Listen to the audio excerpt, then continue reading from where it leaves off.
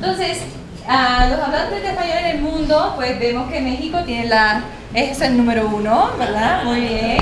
Luego Colombia, España, Argentina y Ecuador está en octavo. Bien, todo muy bien, todo muy bonito, ¿sí? Pero hay que añadir que los Estados Unidos, como ya habían dicho, ¿verdad?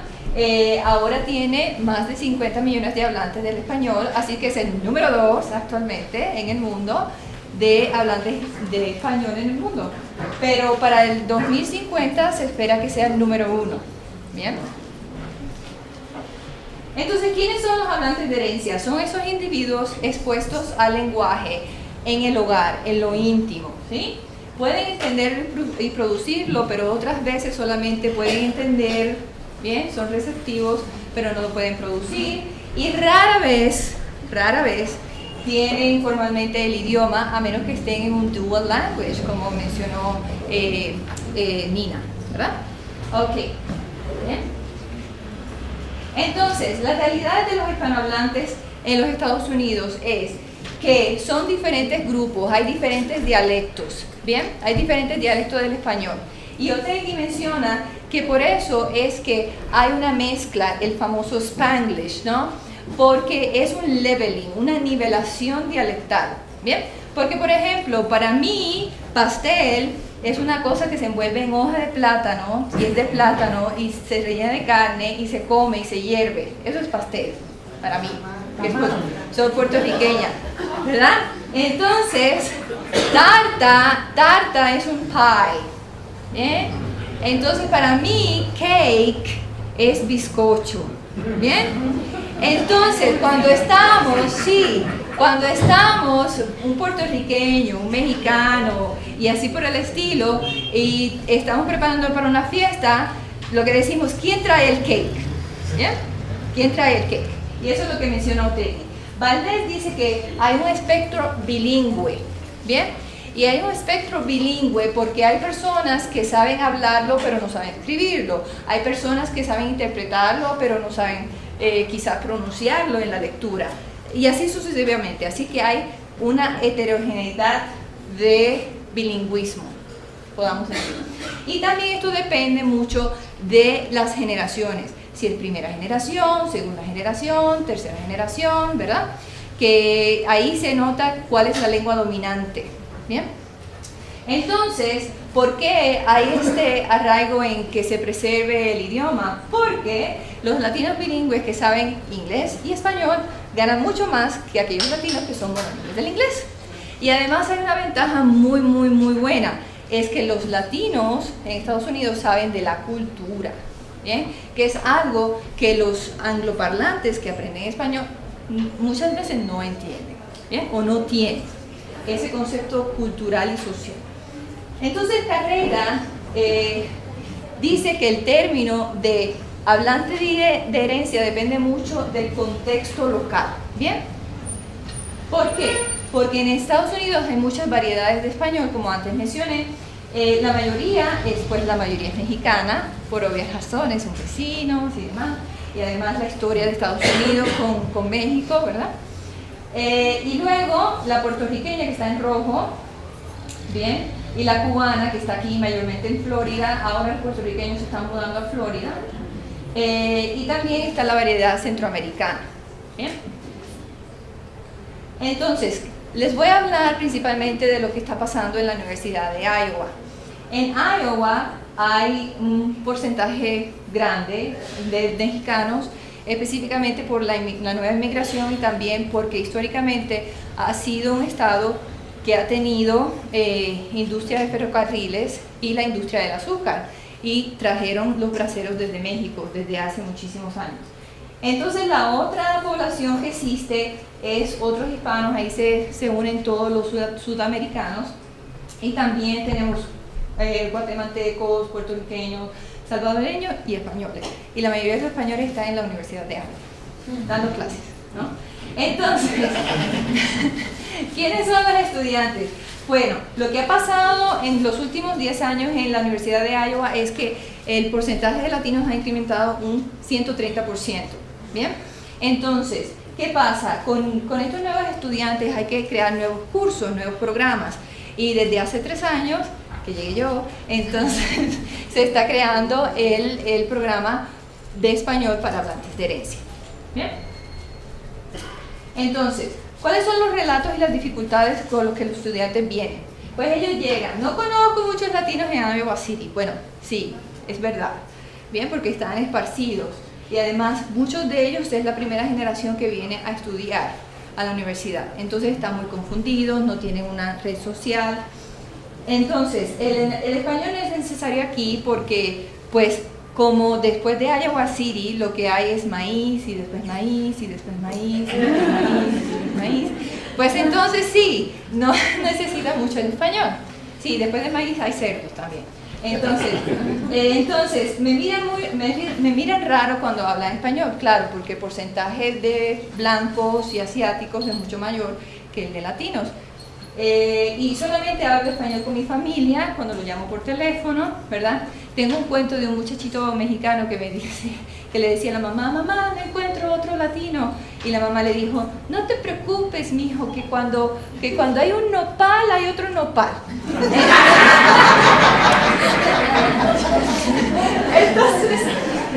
Entonces, pero sí, ese es el sentimiento que hay de muchos de mis estudiantes, que se sienten solos, se sienten como el último nopal en el desierto, ¿no? Entonces, la última es, no sé para qué el consejero me mandó para su clase, ¿no? Eso tuve una salvadoreña que me dijo así, y yo le dije, sí, mija, es que esta es la clase para ti, ¿y por qué no puedo estar en una clase de gringo? Y yo, bueno, porque la clase de gringo es para gringos, la clase de Heritage Speaker es para ti, ¿no? Y hay que darle como una terapia lingüística en todo esto, ¿bien? Entonces, eso era un video de lo más lindo, pero no hay internet, ¿bien? No hay internet. Bueno, entonces ahí yo quería, con esa caricatura, era una peliculita chiquitita, que yo proponía mi hipótesis, porque el problema que yo vi en mis clases es que no tenían la oportunidad de hablar español fuera del salón de clase. Entonces yo dije, ¿qué haré? Y yo dije, ok, servicio comunitario. Y hablé con otros profesores de diferentes departamentos, los 21 profesores latinos que había en los diferentes departamentos, y hablé con ellos y les propuse, mire, yo quiero incluir en mis clases de español de herencia, quiero incluir actividades fuera del salón de clase con las diferentes comunidades en diferentes temas, para que ellos creen diferentes registros en español. Y ellos, mira, muy bien, sí, yo participo, ok. Entonces, el marco teórico, pues Fishman dice que los L2, ¿verdad? Que los que están aprendiendo ese idioma y los hablantes de herencia que desarrollan unas identidades positivas a través del idioma, logran preservar ese idioma mejor que los que no tienen esta experiencia. Martínez y Villa indican que el servicio comunitario alcanza varios objetivos pedagógicos, y Lothar Pereira resalta que el servicio comunitario da seguridad lingüística y construye identidades positivas. Y eso es lo que a mí me interesa en mi salón de clase. Porque mis estudiantes vienen muy tristes de que su familia le dice que tú no hablas como tu primo de México, tú no hablas como tu primo de El Salvador, porque tú no hablas bien el español, que mezclas el inglés, etcétera, etcétera, ¿no? Así que vienen con la moral por el piso en cuestiones de hablar español. Entonces, el propósito de estas actividades comunitarias es hacerlos entender que las lecciones del salón de clase se pueden usar para la vida real y para su profesión, ¿okay? Que les sirve de algo. Entonces, darle la oportunidad de practicar varios registros en español y crear una identidad latina positiva sirviéndole a los demás. ¿Bien? Entonces, hay varias actividades que rigen de la salud, la política, la educación, etc. ¿Bien? Metodología. De todos los estudiantes que han participado en mis clases, más o menos 65, les envié por correo electrónico una encuesta y 32 de ellos lo contestaron. ¿Bien? había 8 preguntas cerradas y 2 abiertas, donde ellos podían poner su opinión, y 22 de ellos dieron su opinión y la vamos a ver. Entonces el periodo fue más o menos 6 semanas, ¿sí? Y fue anónimo, para que el IRB no me fastidie. Entonces tenemos aquí los resultados. ¿Qué fue lo que más te gustó de participar en el trabajo voluntario? Y la mayoría es conocer a otros latinos. Conocer a otros latinos, porque eso es lo que ellos necesitan en Iowa. ¿Bien? Esa es la necesidad en Iowa. Luego fue estar más cerca de mi cultura, que diga, la oportunidad de practicar el español fuera del salón de clase, y luego tercero, estar más cerca de mi cultura. O sea, lo mismo que yo esperaba, ¿no? Que ellos me dijeran, ¿no? Entonces, ¿crees que esta experiencia te ayudó en tu fluidez de español? Y la mayoría dijo que sí, ¿bien? Y la que dijo que no es porque de verdad tiene una red social familiar muy, muy buena, ¿no? O que vive en una comunidad latina muy rica o muy fuerte, ¿no? Pero los demás, que son de afuera, ¿no? Pues dijeron que sí, que es bueno. Ok, ¿crees que debería haber más trabajo voluntario en las clases de español? Y la mayoría dijo que sí, solamente 3 dijeron que no, y yo sé quién es 3.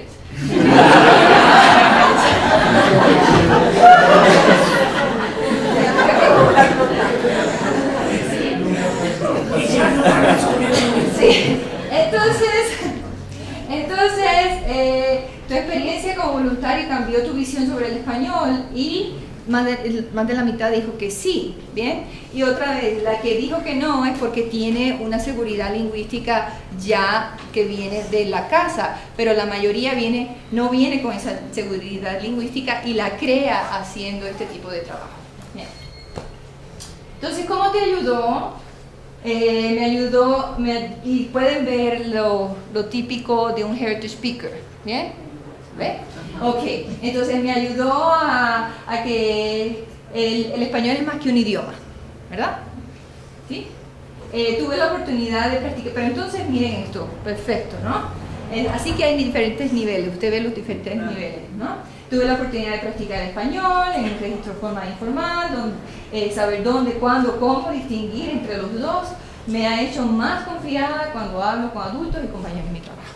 ¿Bien? Entonces ayudó a conocer las necesidades de mi comunidad que habla español en Iowa, ¿okay? La manera que otras personas utilizan el español a diario, ¿no? Diferente vocabulario que quizás no tienen. Me ayudó a mirar, ¿verdad? Lo importante que es el español, ¿sí? Y personalmente porque uno puede ver las diferentes maneras en que los demás hablan y el tipo de vocabulario que usan. ¿Bien? Ok, entonces más allá del salón de clase, ¿te gustaría que hubiera más oportunidades para utilizar el español en trabajos fuera del salón de clase? Y dijeron que sí, ¿no? Sí. ¿Bien? Entonces, la que dijo que no, yo me imagino que también. Ok, entonces, ¿por qué?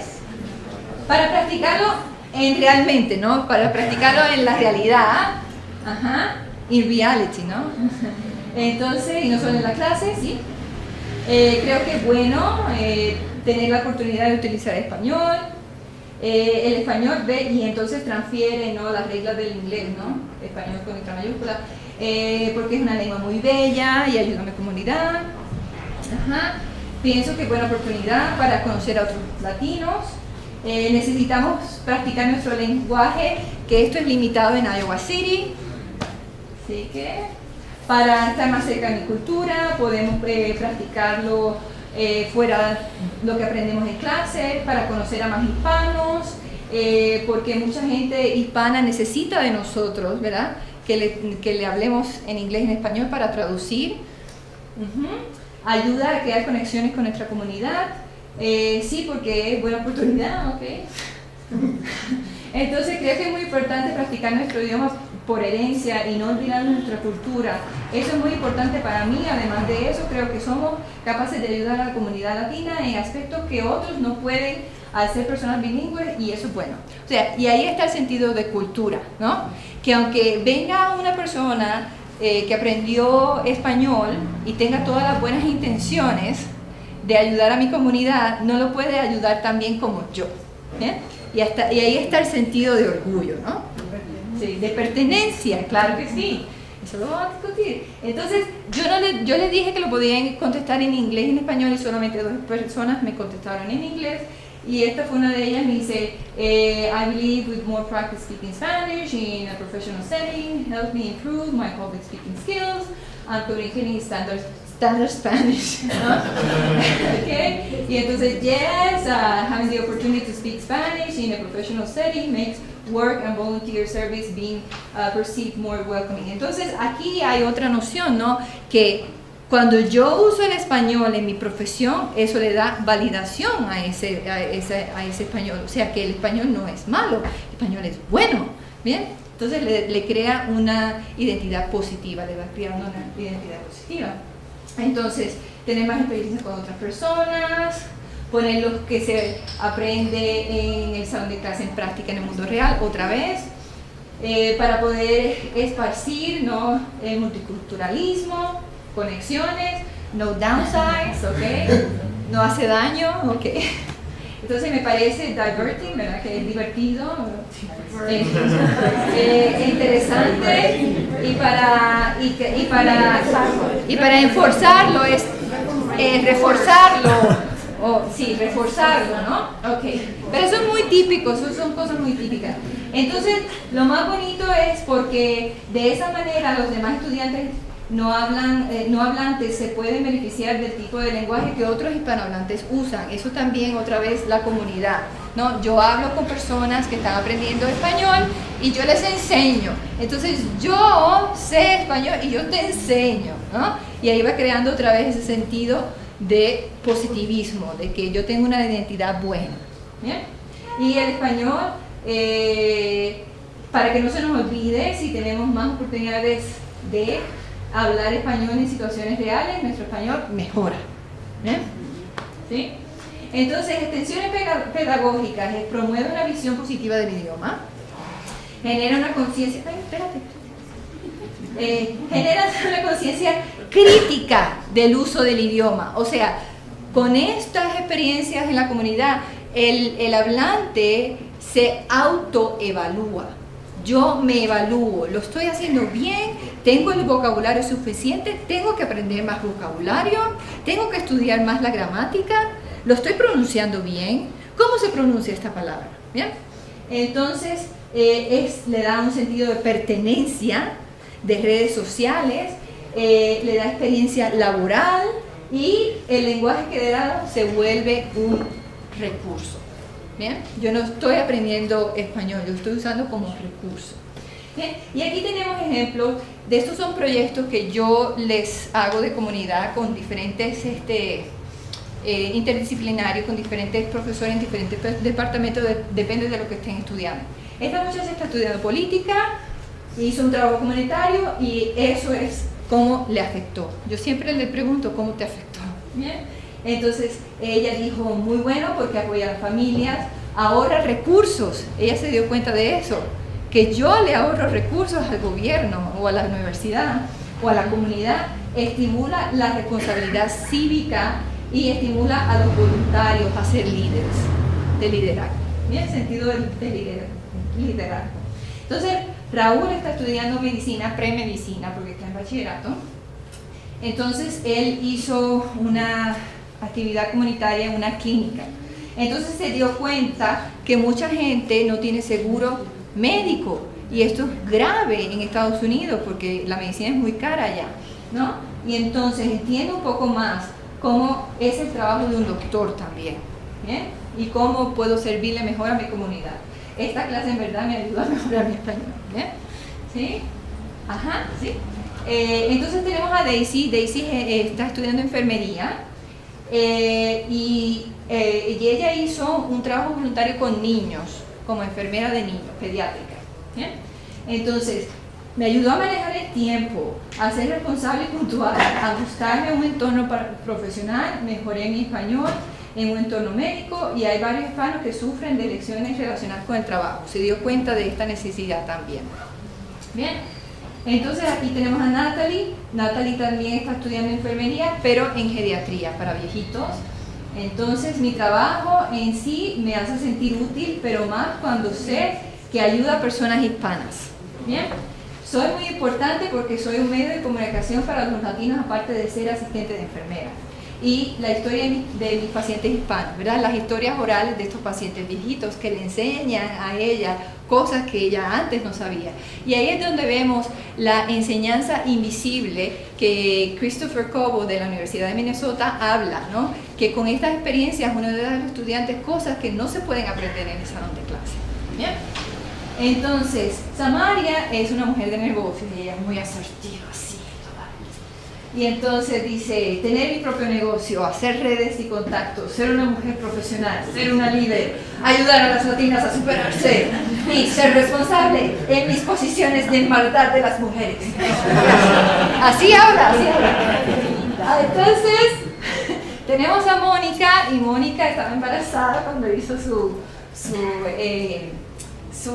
servicio comunitario y ella ayudó a muchos niños. Ella quiere ser maestra. Bien, entonces, ¿qué aprendí? La gran necesidad que tiene nuestra comunidad de voluntarios bilingües. Ella se dio cuenta de que los latinos muchas veces no donan su tiempo. Bien, y ella quiere cambiar eso. Nuestros niños necesitan buenas influencias. Se dio cuenta de eso también. Las nuevas generaciones de jóvenes latinos son la raza que menos sirve de voluntario, no todos los niños tienen buenos modelos a seguir y todos podemos hacer diferencia en la vida de los niños. ¿Bien?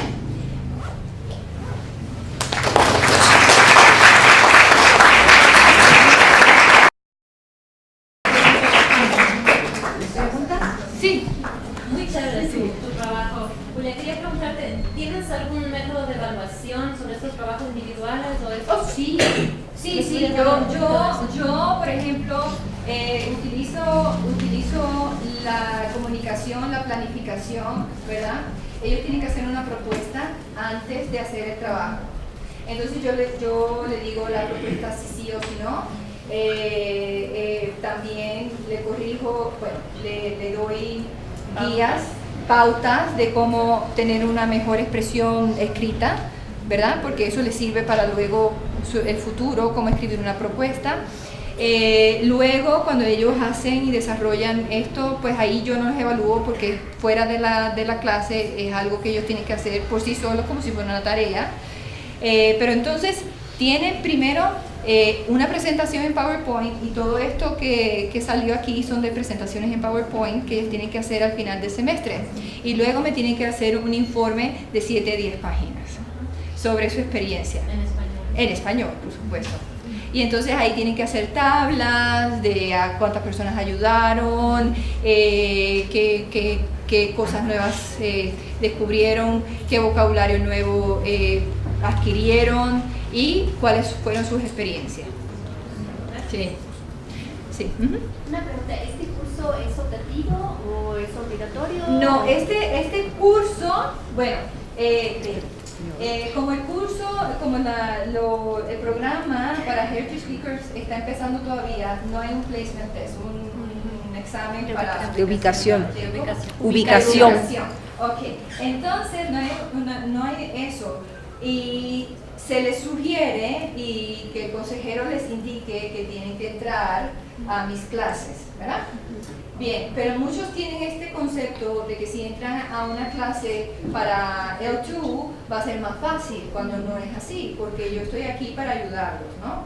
Y ayudarlos en lo que necesitan.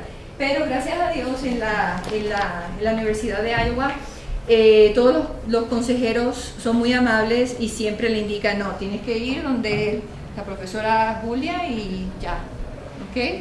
Y entonces hay dos opciones por el momento. Por los pasados 3 años había Spanish for Heritage Speaker, que era un nivel intermedio, y Writing Skills for Heritage Speakers, y la mayoría todos estos PowerPoints son de Writing Skills for Heritage Speakers, porque ahí es donde se le enseña a hacer una investigación científica, una propuesta, todos estos tipos de escrituras que son más formales, más profesionales. Gracias.